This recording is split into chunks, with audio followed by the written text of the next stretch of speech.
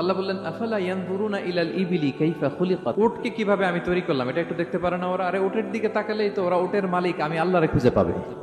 উটের কথা আল্লাহ কেন বললেন? উট হচ্ছে এমন আজীব একটা প্রাণী যেটা প্রাণী বিজ্ঞানীদেরকে হয়রান করে দিয়েছে।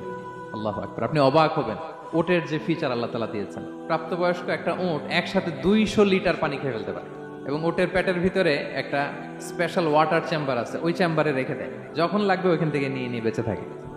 1 মাস না খেয়ে বেঁচে থাকে কি করে? ওটের পিঠে দেখবেন একটা কুজ আছে, এই পুরো কুজটা হচ্ছে চর্বির আধার।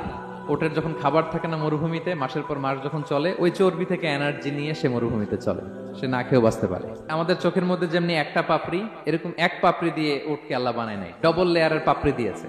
কারণ মরুভূমির মধ্যে চলতে পথে লু হাওয়া থাকবে, মরুভূমির সাইমু, বালুর ঝড়, এই ঝড় মোকাবেলার জন্য, লু হাওয়া মোকাবেলার জন্য ডবল লেয়ারের চোখের পর্দা।